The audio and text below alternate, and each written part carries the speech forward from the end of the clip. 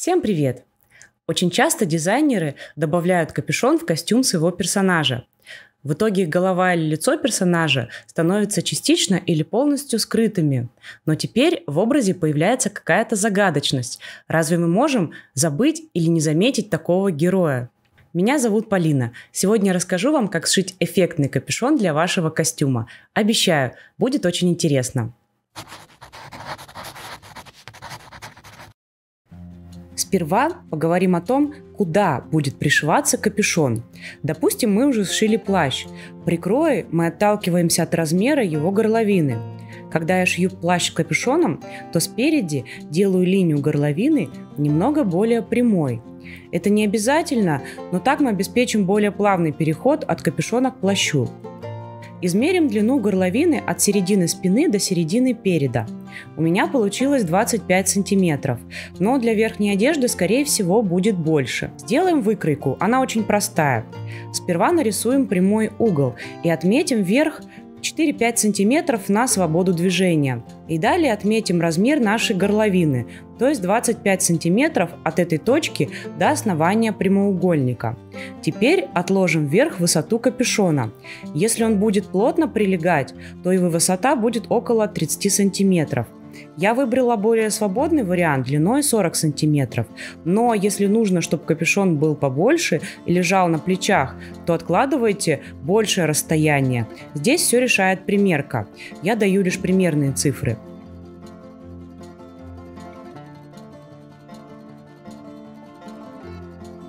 Теперь скруглим капюшон. Вот, собственно, и все. Выкройка готова.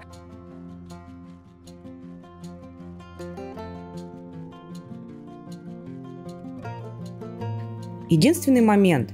Если вам нужно, чтобы капюшон хорошо закрывал лицо, то сверху можно добавить еще около 8 или 10 сантиметров. Может быть больше.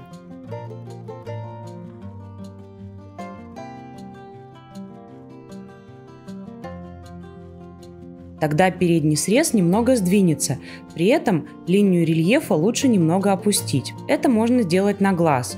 Точных измерений здесь не требуется. Осталось сшить наш капюшон. Я вырезала 2 зеркально-симметричные детали из основной ткани и 2 из подкладочной. В обоих случаях сделаны припуски на швы. Подклад капюшону нужен обязательно. С ним он лежит красивее и не видно шва сзади. Пожалуйста, сделайте подклад, я вас очень прошу. Начинаем с того, что 2 детали капюшона сшиваем по линии рельефа. То же самое делаем и для подклада. Если ткань сильно сыпется, то можно предварительно обшить края. Затем эти швы нужно разутюжить, то есть разложить припуски в разные стороны и хорошо прогладить. Теперь приведем в порядок передний срез. Соединим капюшон с подкладом, швами наружу. Начинаем соединять всегда от центра к краям, так все хорошо совпадет.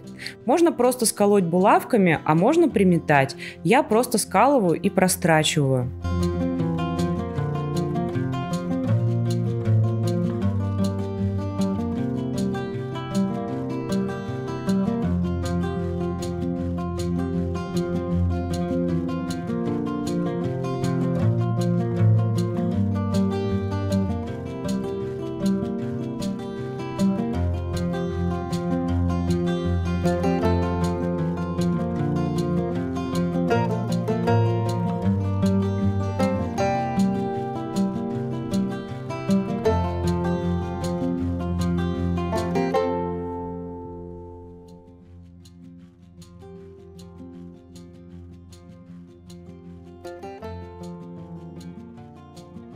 Затем я выворачиваю капюшон с подкладом на лицевую сторону и проглаживаю вдоль этого шва.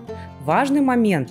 Прогладить нужно не прямо по шву, а буквально на миллиметр, зайдя на основную деталь. Это нужно для того, чтобы подклад оставался полностью внутри, и его не было видно, если мы надеваем капюшон. Сам капюшон готов, теперь будем его пришивать.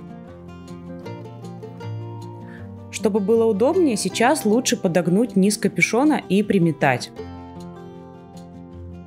Если мы крепим капюшон, например, к плащу, то размещаем горловину плаща между основной деталью капюшона и подкладом. Прикалываем сперва к основной детали, начиная с середины и двигаясь к краям.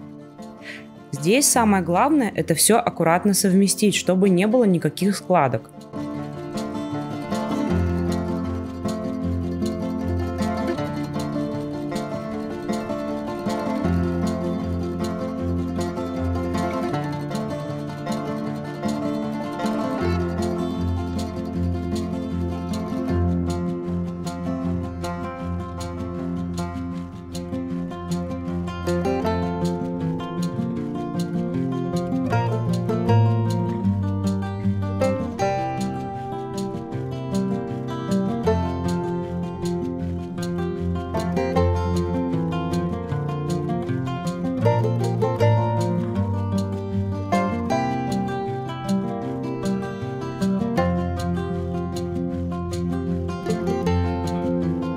Затем я сметываю эти детали и прострачиваю. Чтобы было аккуратно, строчку я прокладываю всегда с лицевой стороны, потому что с изнанки она закроется подкладом.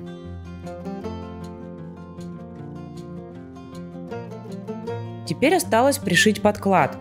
Я также совмещаю его с основной деталью от центра к краю и прикалываю булавками.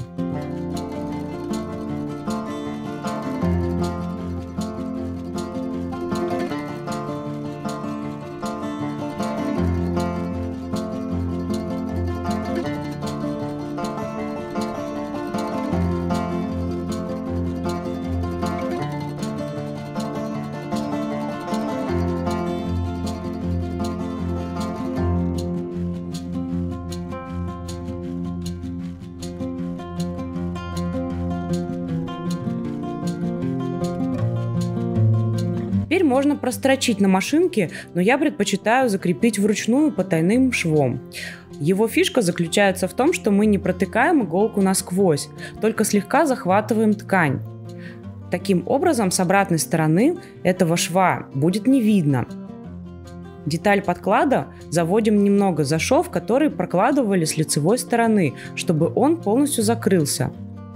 Вот и все, мы соединили детали. А теперь можно сделать еще кое-что.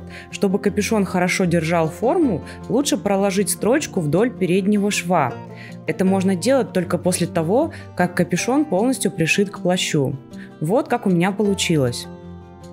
Я очень надеюсь, что мой мастер-класс был для вас полезным, но это была лишь базовая модель капюшона. У некоторых персонажей капюшоны гораздо сложнее. В следующий раз поговорим как раз об этом. Не пропустите. Пока-пока!